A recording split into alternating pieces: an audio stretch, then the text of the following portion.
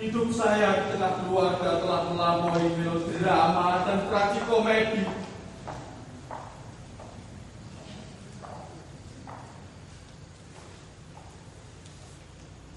Satu-satunya yang membangkitkan spirit hidup saya adalah mempersulit diri setiap jengkal perjalanan hidup dengan membuat cerita-cerita seperti ini, ceramah-ceramah ilmiah kayak begini.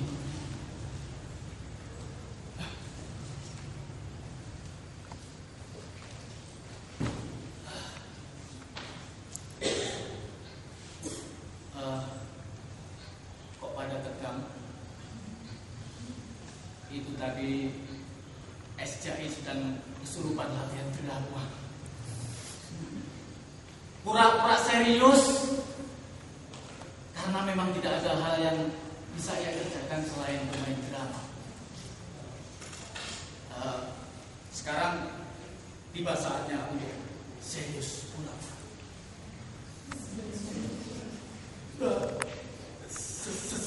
Selamat malam, saudara-saudara sekalian. Bapak-bapak, ibu-ibu, serta adik-adik, para pengabdi dan pecinta ilmu pengetahuan. Sesuatu menyebabkan saya harus berdiri dan ceramah di sini. Ya, saya mulai dengan semacam skapur sirih tentang kejantanan. Saya seorang pria yang harus bangga dengan kejantanan saya, karena saya telanjur tahu di mana letak kejantanan saya. Saya yakin tidak semua di antara hadirin sekalian yang ada di tempat ini tahu persis di mana letak kejantanan Anda. Kalau tahu kejantanan pasti tahu ya.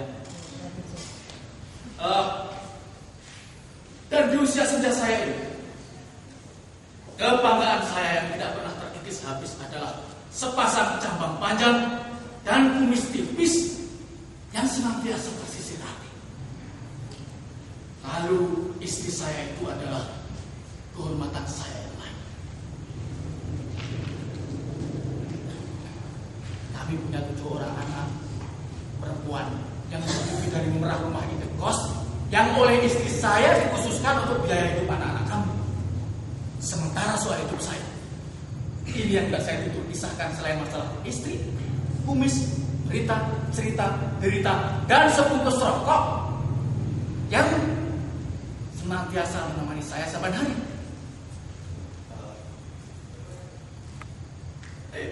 Inilah sesuatu hal penting bagi hidup saya dan perlu Anda dengarkan dalam sidang masyarakat ilmiah ini.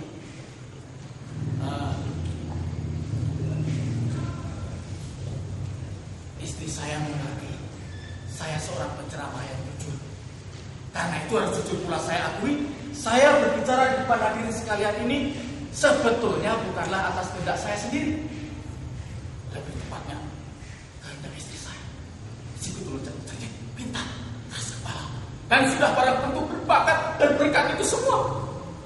Ia bisa mengumpulkan banyak sekali duit untuk memenuhi kebutuhan hidup saya.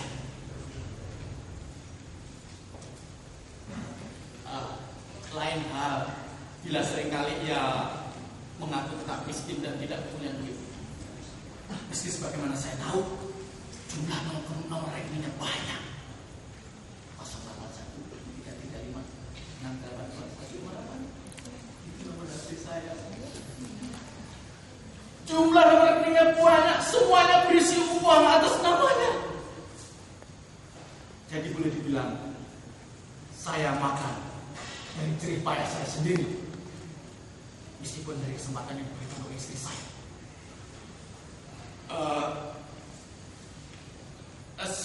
Seperti kali ini, saya diminta untuk ceramah demi tujuan kegiatan amal dan sosial.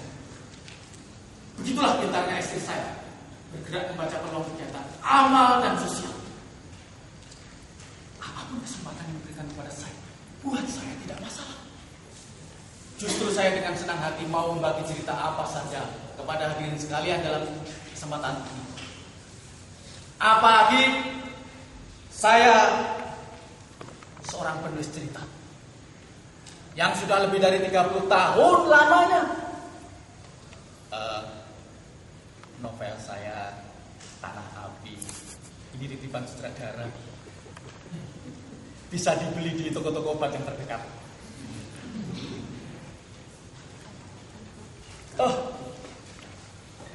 Jumlah semua itu saya lakukan. Saya seorang penulis cerita yang sudah lebih dari 30 tahun lamanya. Boleh dibilang saya hidup dari dan untuk cerita itu sendiri. Atau mungkin sayalah cerita itu. Hidup saya sudah sebagian saya abdikan untuk seluruh cerita-cerita yang saya tulis. Dan seluruh cerita-cerita yang saya tulis sudah sebagian menjadi milik saya, menjadi bagian dari hidup saya. Jadi sebetulnya bagi saya itu sudah hal yang biasa. Saya tidak peduli sekalipun ceramah saya ini sebetulnya atas kemauan istri saya. Selama ini anak-anak saya senang, istri saya bilang tanpa harus repot dengan posisi saya, apakah sebetulnya saya sedang bekerja pada istri atau tengah dipekerjakan oleh majikan saya. Dalam hal ini cerita-cerita saya, ceramah-ceramah saya. Bagi saya cukup penting manakala saya punya perasaan bahwa setidaknya saya telah merasa menjadi majikan bagi ceramah saya tadi. Sebagaimana saya menjadi majikan bagi rokok saya pada waktu saya membuat cerita-cerita saya. Sesekali memang pernah muncul pertanyaan di otak saya, siapa sebenarnya majikan saya dalam hal ini? Istri saya atau cerita-cerita saya? Istri saya atau ceramah-ceramah saya? Rokok yang saya hisap atau saya yang dihisap olehnya? Tapi pertanyaan itu menjadi kerdil dengan sendirinya setelah 30 tahun lamanya. Sampai kini saya tetap menulis cerita-cerita. Sampai kini saya tetap memberikan ceramah-ceramah di mimbar seperti ini. Sampai tak terhitung berapa bungkus rokok yang saya hisap. Dan saya dihisap olehnya. Sepanjang waktu saya menghisap istri saya. Dan saya dihisap olehnya melalui ceramah-ceramah saya.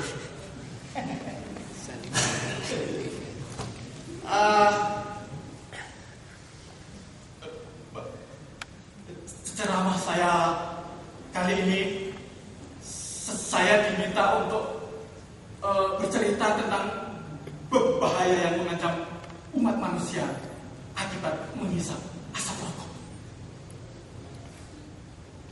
Tapi saya sendiri merokok.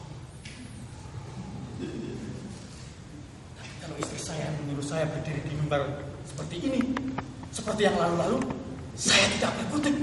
Tidak ada jalan lain karena itu beginilah jadinya cerita ini. Tidak ada yang boleh protes. Tidak ada yang boleh protes. Karena memang bagi saya bukan suatu soal.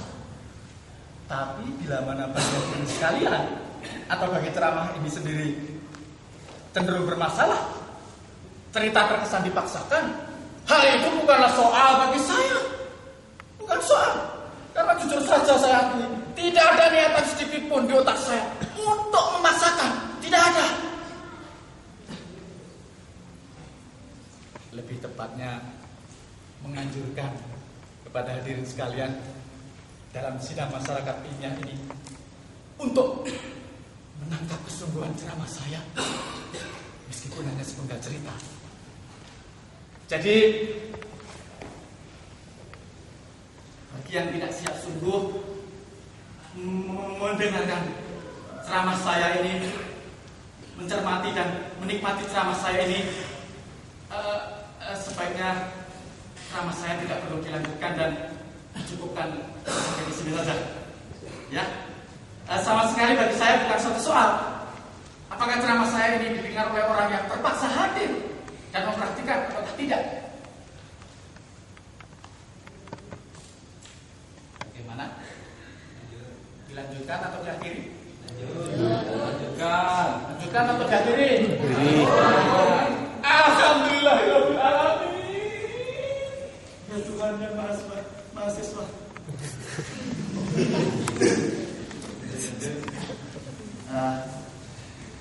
Itu kalau teman-teman teater yang ditanya jawabnya mesti lanjutkan. Tapi kalau pejabat birokrat yang ditanya jawabnya lanjutkan. Mohon petunjuk. Mohon petunjuk. Kalau ibu-ibu yang ditanya jawabnya tetap lanjut ya. Terus. Atau yes. Rusak, sebelum ditabrak becak.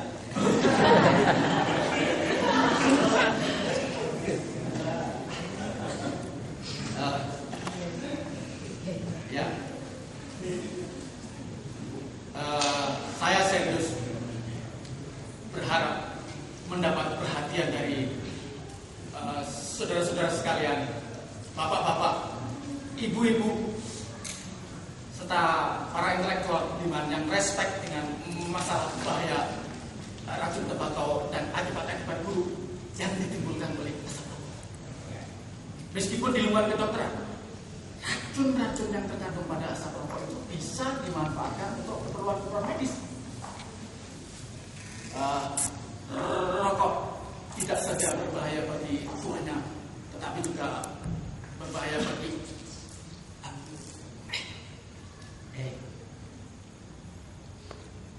biasanya saya kalau menulis cerita-cerita juga menyampaikan ceramah-ceramah seperti ini, saya lakukan sambil merokok. Terutama bila menulis cerita, saya perlu melepas baju agar perasaan dan tubuh saya terbebas dari segala beban. Sambil memelintir kumis tanpa sadar. Hanya kebiasaan saja. Tapi karena saya diminta ceramah mengenai bahaya yang mengancam umat manusia akibat menghisap asap rokok, maka saya mustahil itu saya sampaikan sambil merokok. Bukti bahwa saya masih punya etika. Bukti bahwa saya masih waras. Apa kata dunia? Bila saya ceramah mengenai bahaya yang mengancam umat manusia akibat menghisap asap rokok, saya lakukan sambil merokok. Apalagi dengan bertelanjang dada. Bisa-bisa saya sunat lagi.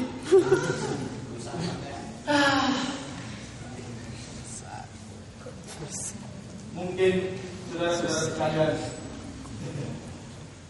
sudah menduga bahwa ini adalah upaya saya untuk menghibur diri dari pekerjaan yang dibebankan oleh istri saya, agar saya tidak berpikir bahwa sebenarnya pikiran, hati, perasaan, imajinasi, interpretasi saya sedang dihisap oleh istri saya sendiri.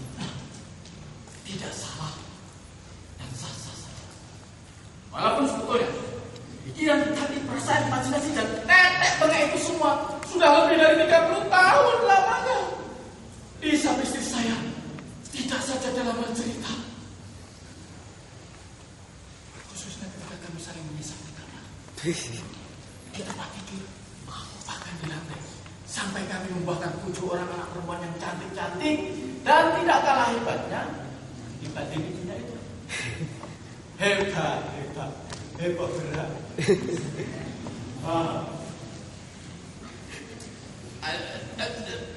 Jadi sebetulnya dalam hal menghisap ini, bagi saya, istri saya sempat dengan rokok. Pada saat saya sedang diam-diam melalui mulutnya, ia menemukan 4 kimia beracun untuk menambah hidup saya. Sampai suatu saat ganti menyedot hidup saya.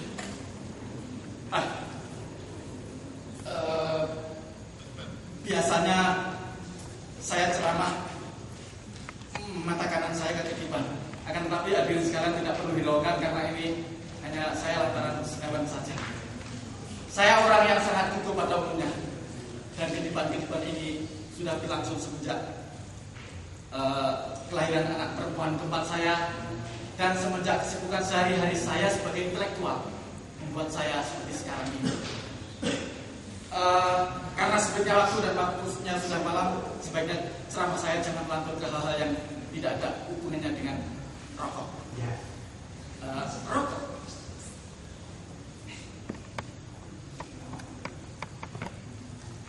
Alangkah baiknya sebelum saya lupa, saya ceritakan terlebih dahulu bahwa istri saya punya jam terbang kegiatan amal dan sosial yang luar biasa.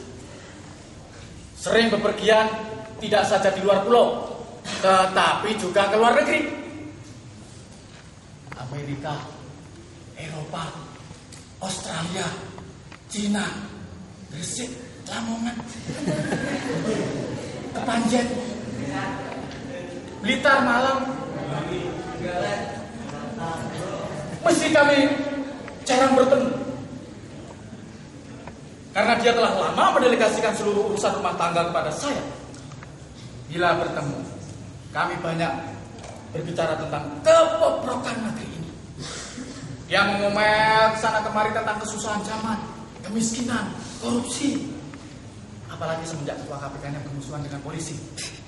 Nah, di negeri ini bukan hanya kursi yang dikorupsi, tapi pajak juga dikorupsi.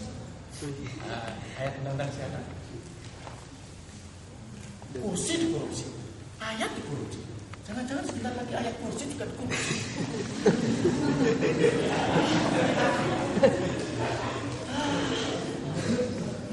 Tapi kondisi istri saya sebetulnya jauh dari itu semua. Uangnya banyak, makannya kenyang, tidurnya nyenyak, liburannya enak. Sementara saya ini suaminya hanya jadi pendengar. Uang saya tidak pernah lebih dari cukup. Hanya dari hasil keahlian saya menulis cerita dan menyampaikan ceramah-ceramah seperti ini. Oh ya, soal keahlian saya mengurus kamar indekos, menjaga rumah tangga, juga berbelanja. Mulai dari kebutuhan dapur, keperluan anak-anak, obat flu, supermi, indomie, tusuk gigi, pembalok, dan lain sebagainya. Saya tidak tahu masalah duitnya. Saya hanya pegang gopay dan mencatat di buku laporan keuangan. Ya, kadang-kadang harus saya bawa ke kebun, karena saya juga merantau di kebun. Atau sambil mengurus, menyiapkan makanan untuk kucing-kucing kesayangan saya. Oh ya, saya punya 3 ekor kucing. Di depan istri saya, sering saya belai, dan anehnya istri saya tidak marah. Tahu kenapa? Karena istri saya bukan keturunan kucing. Ya, suatu malam saya membuatkan masakan paling enak untuk istri saya. Masakan kesukaannya itu martabak telur. Martabak telur. Berbeda dengan saya dalam hal makanan ini.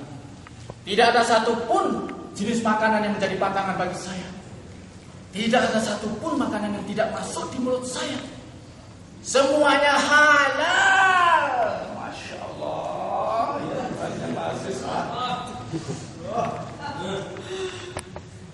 Jadi singkat kata, malam itu istri saya tidak berselera dengan masakan martabak buatan saya. Semula ia suruh simpan martabak telur itu di almari. Barangkali lain kali bangkit lagi seleranya dengan masakan martabak buatan saya. Tapi kemudian berubah pikiran. Lemparkan saja martabak telur itu pada kucing-kucing kesayanganmu. Dengan senang hati Tuan Krep.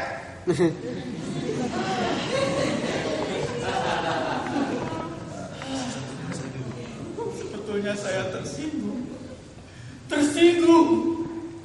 Kenapa tidak diberikan kepada saya hal yang harus jujur saya akui? Malam itu mengalami lapar luar biasa, dan saya tidak tahu, dan dia tahu. Saya tidak ada satupun makanan yang menjadi pantangan bagi saya. Tidak ada satupun makanan yang tidak masuk di mulut saya. Semuanya halal.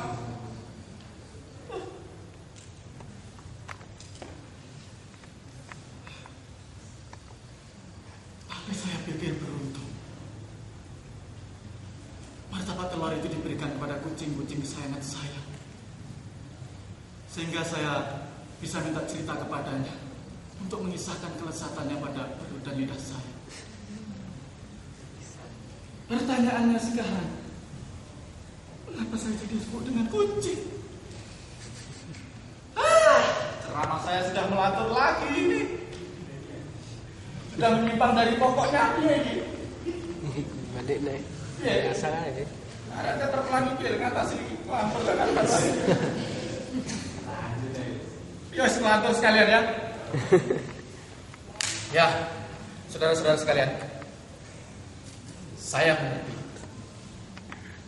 Hadirin sekalian lebih senang menikmati ceramah-ceramah tentang percintaan remaja, atau melodrama, atau tragikomedi, atau seks, atau soal perselingkuhan. Puisi cinta juga boleh. Ya, soal perselingkuhan saja. Soal perselingkuhan. Iya. Percintaan aja. Untuk satu hal yang paling akhir ini, soal perselingkuhan, agar suasana agak lebih fresh, izinkan saya untuk menyanyikan barang sepotong lagu untuk Anda sekalian. Bila Anda sekalian mau berjoget, silakan. Musik.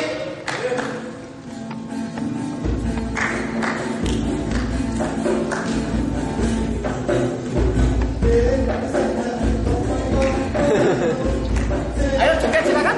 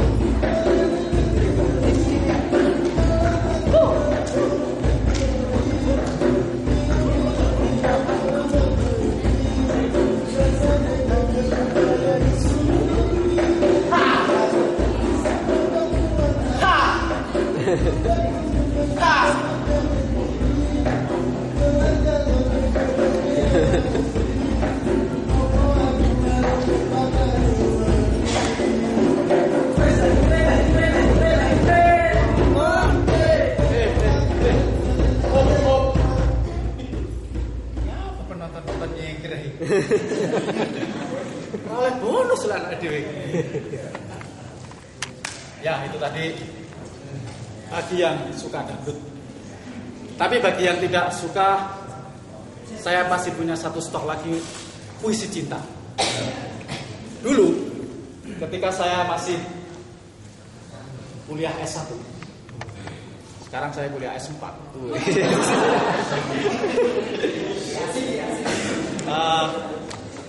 Saya sering merayu perempuan-perempuan dengan puisi cinta.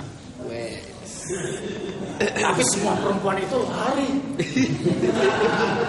Dan puisi cinta yang ada pada saya tidak pernah pergi dari tubuh saya.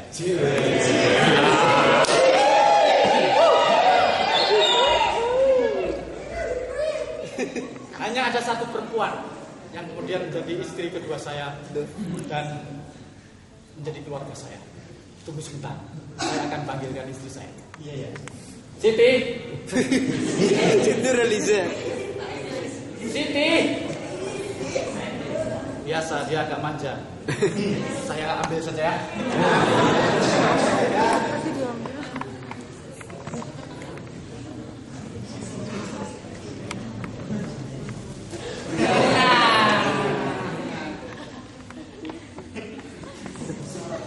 Ini istri kedua saya.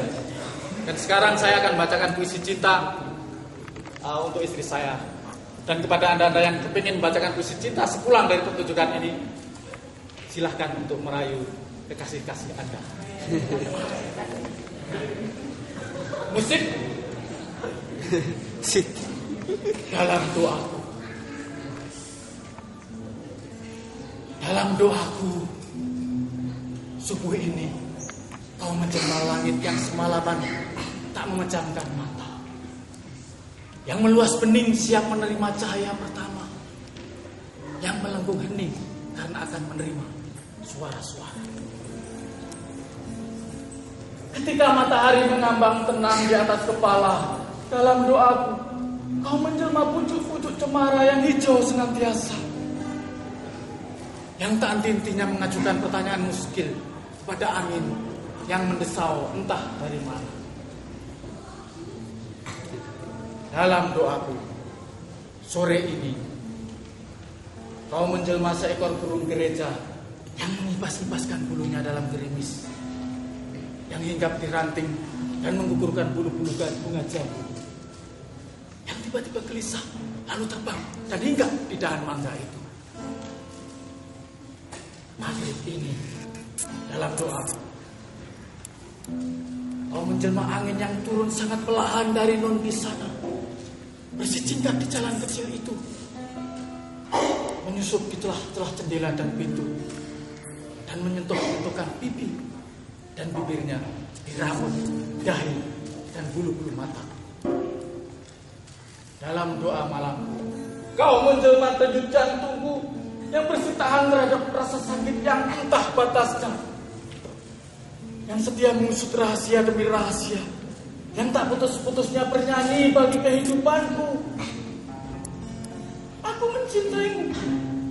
Itu sebabnya aku tak akan pernah selesai mendoakan keselamatan. Turun.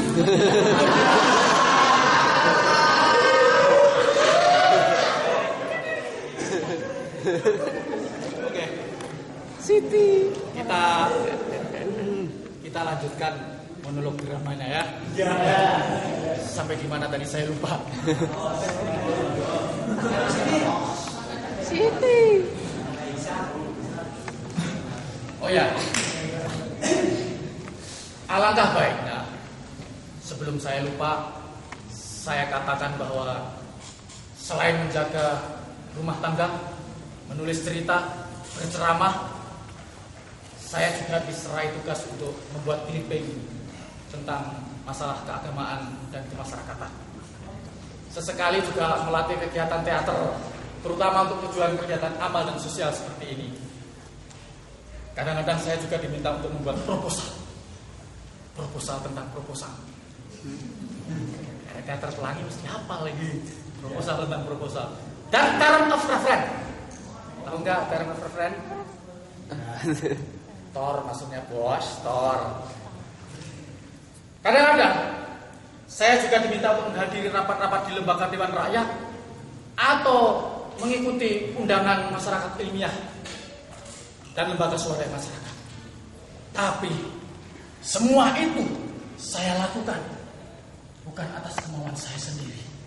Semua itu saya lakukan atas kehendak istri saya. Tapi ada satu hal yang perlu Anda camkan dalam kesempatan ini. Apakah di antara hadirin sekalian ini ada yang menjadi wartawan? Ada? Mantan. Kritikus teater? Ada? Alhamdulillah kita ditonton oleh kritikus teater. Jadi nanti insya Allah teater akan berkembang sedikit lebih baik. Ya, terus terang, sebetulnya saya tidak peduli cerita saya, ceramah saya seperti ini nantinya dimuat ataukah tidak dimuat oleh media massa. Karena memang tidak akan pernah saya ceritakan kepada istri saya mengenai isinya. Saya hanya katakan pada istri saya judulnya saja, racun tembakau. Jadi kalaupun besok media massa memuat cerita saya, ceramah saya seperti ini, saya minta ditulis judulnya saja. Dan jangan lupa foto saya. Musik tidak usah difoto. Apalagi panitia.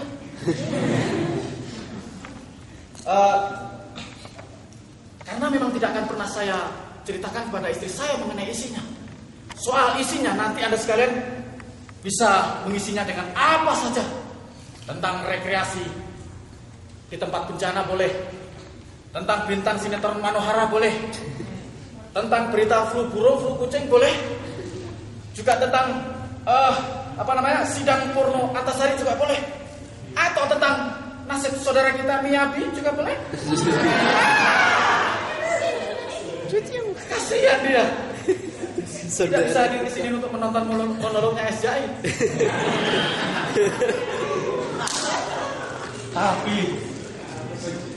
Tapi itu semua tidak membuat saya habis khawatir. Yang saya takutkan berikutnya, bila mana istri saya membaca TV, melihat koran, mendengarkan siaran radio, sehingga jadi tahu pikiran saya, cerita saya, berita saya, derita saya. Tapi sebetulnya kalau dia tahu, saya masih punya alibi baru bahwa sebetulnya ini semua saya lakukan atas kemauan istri saya. Jadi syukurlah. Sampai sekarang masih selamat. Dan ceramah saya ini masih bisa dilanjutkan. Semuanya masih berjalan mulus.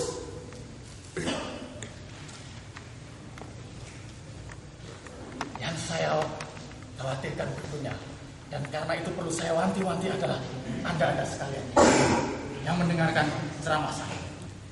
Saya minta jangan ceritakan mengenai apapun soal isi ceramah saya ini kepada istri saya. Apalagi menguraikan di depannya.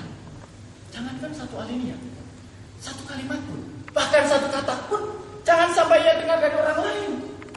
Karena bukan mustahil bila orang lain yang mengungkapkan, dia tidak akan sesekali berpesan bahwa istri saya itu adalah racun bagi diri saya.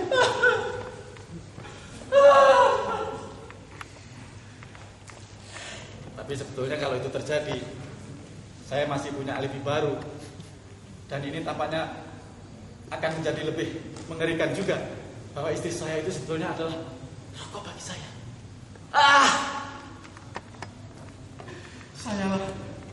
Saya sebetulnya yang tidak punya nyali untuk mengungkapkan maksud sebenarnya, bahwa istri saya sebetulnya adalah nikmat hisap yang buat menghisap.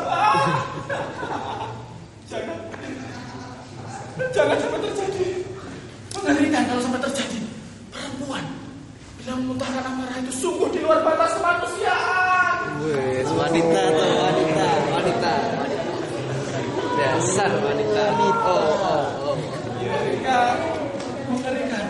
Karena sebetulnya ini saya sedang berbicara tentang diri saya sendiri, bukan tentang istri saya, juga bukan tentang pembaca yang membaca cerita-cerita saya, apalagi tentang hadirin sekalian yang mendengarkan ceramah-ceramah saya. Bukan, saya lah yang tidak punya nyali, tua dan bodoh.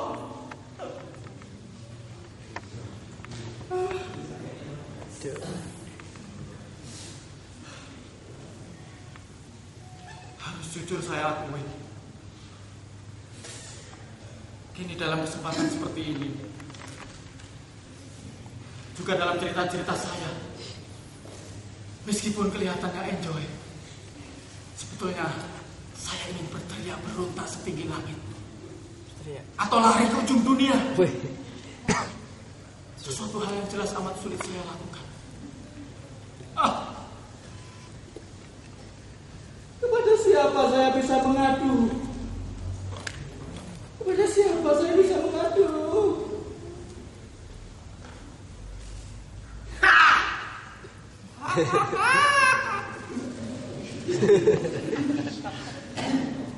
Obat mujarab yang bisa saya lakukan hanyalah saya ingin menangis.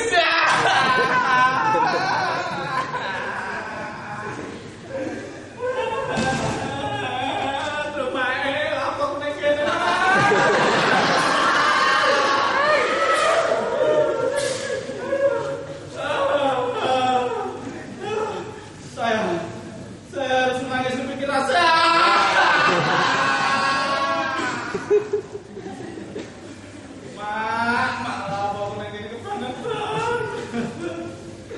Saya menangis bukan karena minta dikasihani, tapi saya menangis karena kesempatan ceramah saya dalam bermain drama ini mengendaki saya menempuh jalan pembebasan seperti ini. Terserah apa kata saudara-saudara sekalian, terserah. Karena inilah kenyataan paling pahit bagi saya waktu merasa sendiri.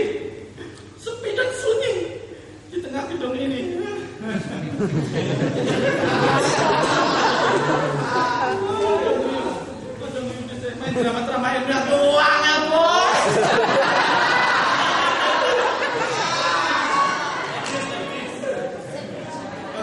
Orang pedot takon arek pelangi.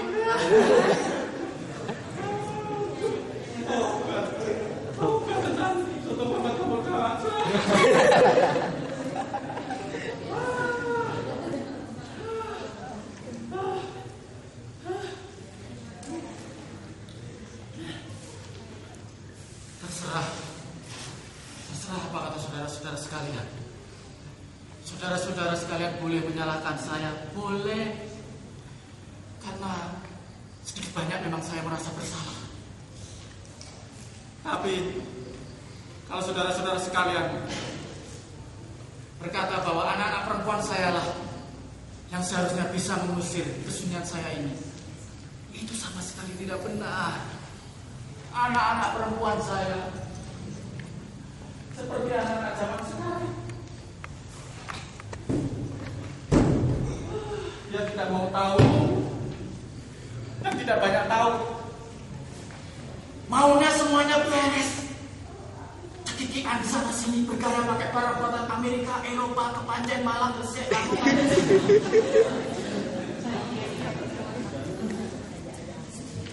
Chatting, DM, SMS, Facebook.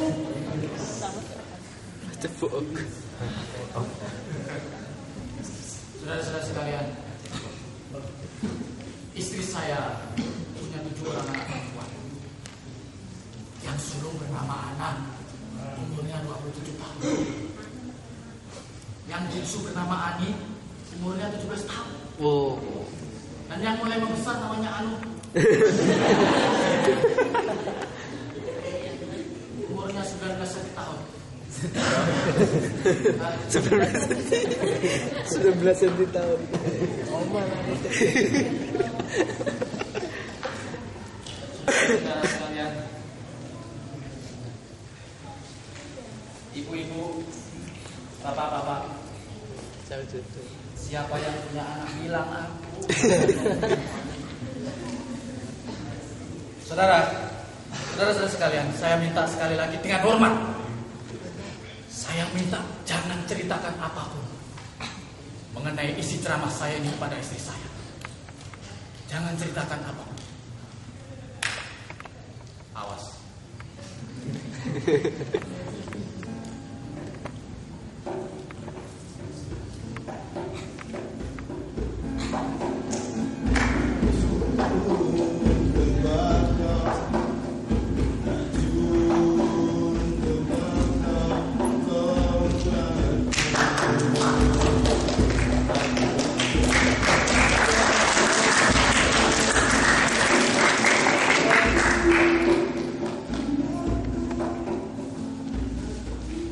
Saya ini memang sengsara, menderita, dungu dan tidak berarti. Tapi dengan hadir dan ceramah di sini, serta melalui cerita-cerita saya harus tunjukkan sayalah seorang ayah yang paling bahagia. Sudah seharusnya seperti itu dan saya tidak punya nyali untuk menafikan ini. 30 tahun lebih bukanlah waktu yang pendek untuk penderitaan saya ini. Harus Anda sekalian ketahui, ceramah dan cerita saya adalah titik terang kebahagiaan hidup saya sekarang. Yang lain praktek, setan. Inilah tiba saatnya bagi saya untuk menyikap titik terang dalam hidup saya sesuka saya.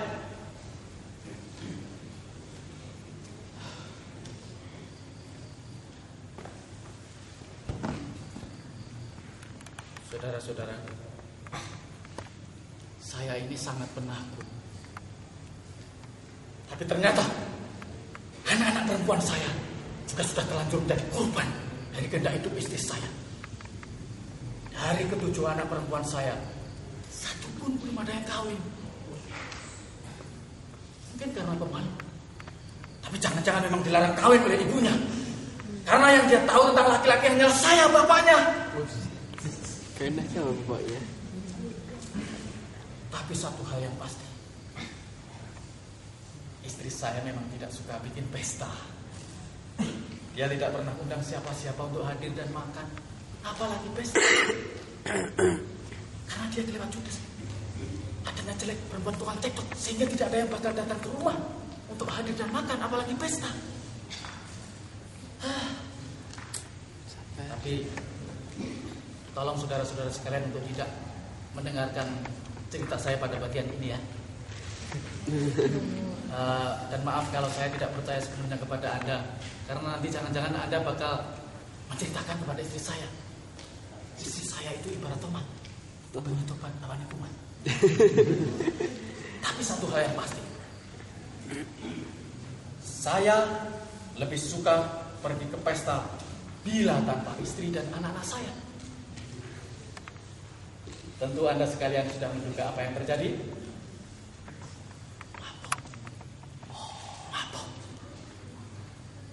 Mabuk, bos. Mabuk baik. Saya pemabuk. Dengan minuman apapun yang memabukkan. Es teh. Es teler. Es tegar. Es jahe. Karena hanya dengan demikian, inilah cara kedua saya untuk mampu berasa bahagia sekaligus sedih. Sulit memang menggambarkan kemabukan seperti ini. Bahagia tapi sedih. Namun bermain drama lah gambaran paling mudah untuk menyingkap perasaan saya seperti ini. Bahagia tetapi sedih. Semacam kebahagiaan tetapi palsu. Atau kebahagiaan yang hanya ada dalam cerita. Kebahagiaan yang disusupi sesuatu yang membuat saya ingin lari, ingin segera minggat. Andai saudara-saudara sekalian bisa membayangkan bagaimana saya ingin melakukan ini semua. Lari meninggalkan semua ini. Lari meninggalkan dunia ini. Lari tanpa menengok, asalkan bisa minggat. Begitu banyak tidak kecap. Parah itu yang sudah menjadikan saya tua bangga bobrok, tua bangga edan.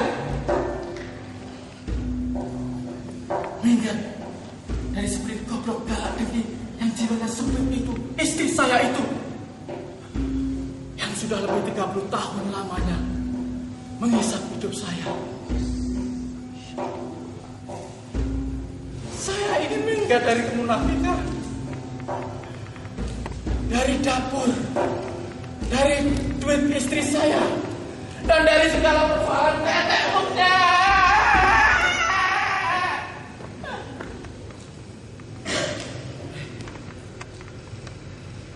Dadanya jangan.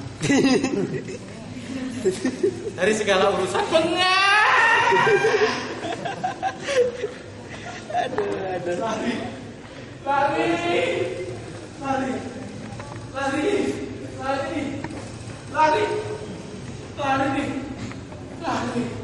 Lari untuk berhenti di suatu tempat yang jauh sekali, di suatu padang, jauh sekali suatu padang,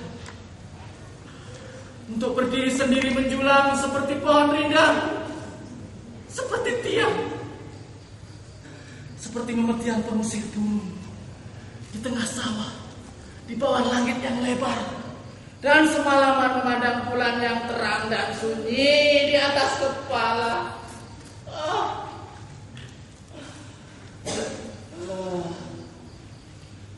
Saya merindukan kemampuan tidak mengingat saya.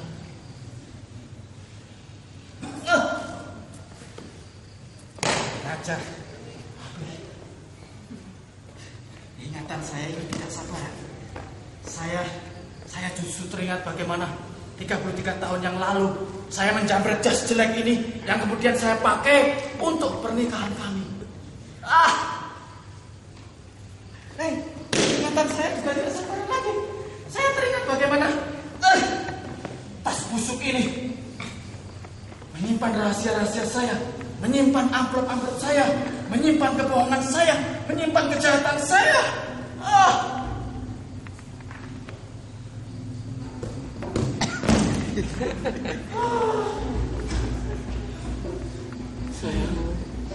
Saya betul-betul merindukan kemampuan tidak mengingat.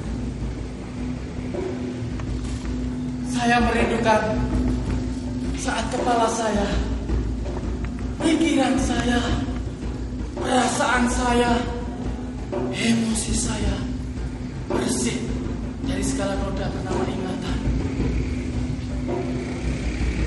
Bersih seperti kertas putih yang dihapus dari catatan harian, angka-angka, dan daftar utang piutang. Piutang saya tidak punya, kalau utang banyak. Ingatanlah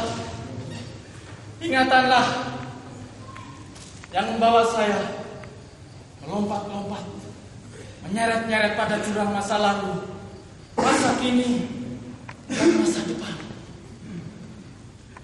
Ingatanlah yang menyebabkan saya perlu mutar kemari ke sana. Ya, saya sudah muter balik ke sana kemari. Tapi ujung-ujungnya tetap karena saya punya ingatan. Inilah yang menyiksa saya. Inilah yang menyulitkan saya.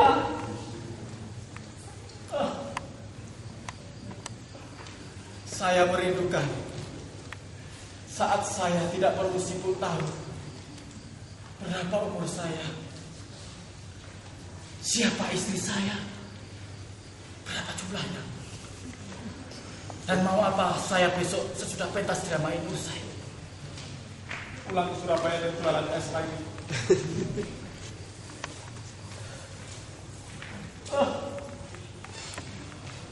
Bayangkan bila saya tanpa ingatan, betapa jernih hidup sehari-hari saya, sehingga saya tidak perlu sibuk mengisahkan bagaimana sebetulnya dan istri saya itu mengisah saya lebih dari 30 tahun lamanya. Saya bayangkan bila saya tanpa ingatan, saya hanya perlu bermain sesuka saya, bermain drama sekehendaki saya, karena bagi saya setiap waktu adalah masa kini. Masa kini tahu, yang lain pragedek. Drama malam ini juga tidak bakal sesulit dan serumit pertunjukan malam ini. Atasi drama itu paling AIUEO. Gak percaya takon arek pelangi. Tapi kenyataannya saya perlu mempersulit diri dalam bermain drama biar katanya lebih berbobot.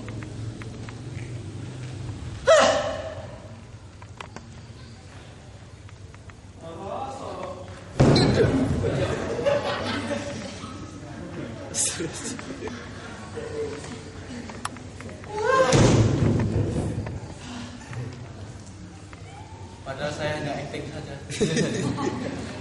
Ternyata anda sekalian senang kan kalau saya menderita. Soro, tinggal sama senang aja, Soro.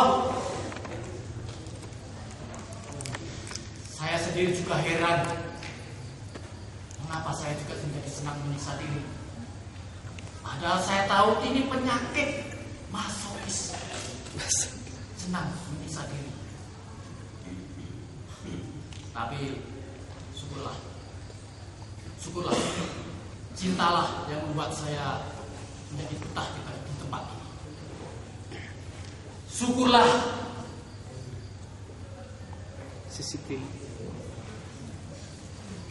cinta pula yang membuat saya betah di dunia ini, di tempat ini, di pertunjukan ini. Istri kedua dan drama. Cinta pula yang menyebabkan saya perlu sedikit kompromi dengan ingatan, penderitaan, dan juga kekonyolan. Cinta pula yang membuat saya perlu sedikit kompromi dengan masa lalu, masa kini, dan masa depan dengan cara seperti ini. Muter-muter saja tanpa harus memikirkannya. Saya perlu sedikit bercengkrama dengan nama-nama baru yang telah hidup di pikiran, hati, perasaan, dan emosi saya, sebagaimana saya memanggil kutu loncat pada istri saya. Jujur saja saya akui, saya tidak akan perlu sibuk memikirkan itu semua bila saya tidak ingin lebih tersiksa lagi dengan ingatan saya seperti ini. Memang susah menjadi orang cerdas seperti saya.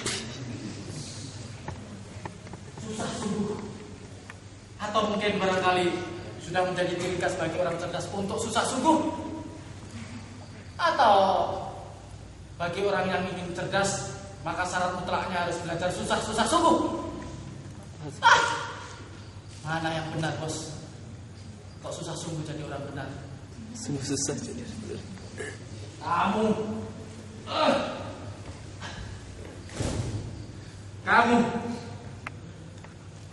Kamu sudah mengirimkan sapi betina dan tidak melarang umatmu untuk mengumpat tinggi ke angkasa. Bila mana itu karena perintah. Tapi ternyata semua itu tidak membuat penderitaan umatku benar-benar pergi dari bumi yang menua ini. Kamu malah sibuk memberikan janji kehidupan yang lebih mulia dengan memerintahkan malaikat untuk mengirimkan banyak sekali bencana. Gempa bumi, korupsi, ambil di luar nikah. Sialan.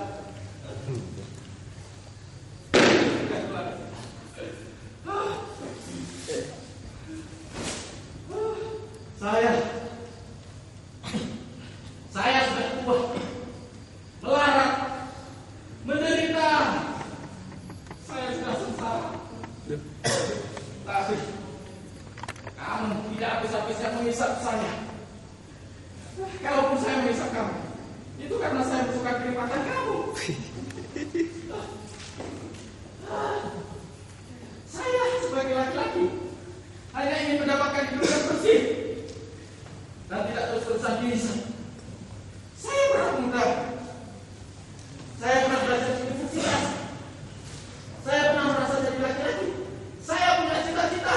Saya cukup terhormat untuk mendapatkan hidup yang bersih dan tidak terus-terusan dihisap seperti ini.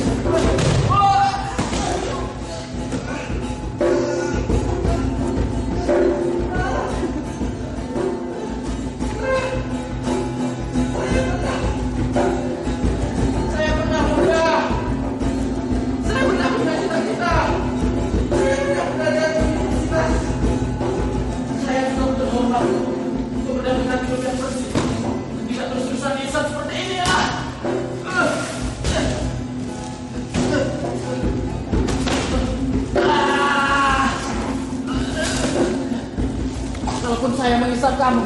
Itu karena saya ingin kenikmatan dari kamu. Saya pernah muda. Saya pernah belajar di universitas. Saya pernah merasa jadi laki-laki. Saya cukup terhormat, mendapatkan hidup yang bersih, dan tidak terus-terusan mengumpulkan banyak penyakit di tubuh saya.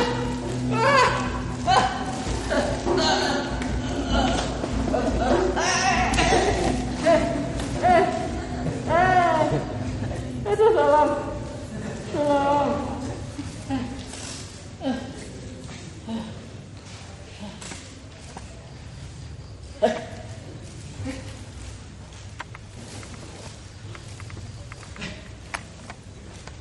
Maaf saudara-saudara sekalian, istri saya tampaknya sudah mau datang kemari.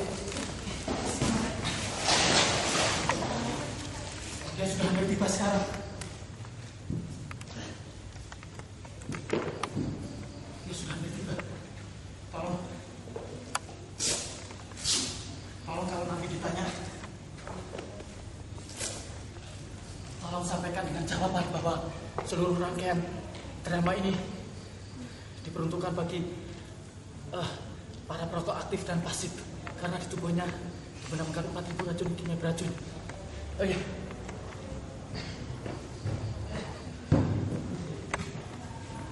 Tolong. Istri saya mau datang kemari.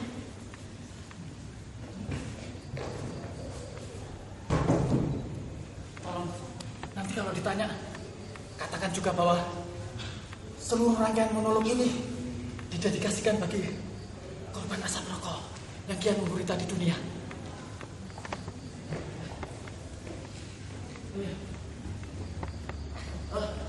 Ada satu hal yang lupa. Bagi Anda yang bukan perokok bisa dimengerti kalau tidak atau kurang paham dengan drama saya ini, karena saya sendiri merokok. Ada satu hal yang lupa. Bagi Anda yang ingin menyumbangkan sedikit uang untuk keluarga saya, bisa minta nomor rekening saya di belakang panggung ya. Tapi kalau mau mengirimkan doa, silakan saja, boleh saja, asalkan tidak lewat perantara. Nanti ayat kursinya dikorupsi.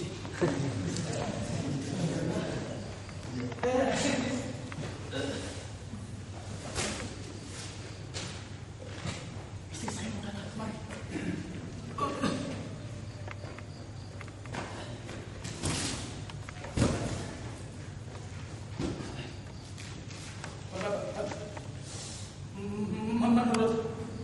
Menurut data yang dihimpun oleh Center for Religious and Community Studies tahun 2007, angka cukai rokok mencapai 37 triliun. Bayangkan bila dari perolehan penduduk sebesar itu, negara perlu mengeluarkan sejumlah 167 triliun untuk menangani akibat penyakit yang ditimbulkan oleh rokok. Tercatat ada 456 perokok meninggal dunia dalam setiap jam. Tahun 2009 ini proyeksi perolehan cukai negara mencapai 57 triliun, 53 triliun, dan dana alokasi cukai hasil tembakau yang dibagi 960 miliar. Sayang itu semua untuk urusan kayak bengek, untuk urusan bengek. Jadi tidak ada urusannya dengan rokok, apalagi yang sudah sekarang. Terima kasih dan selamat malam.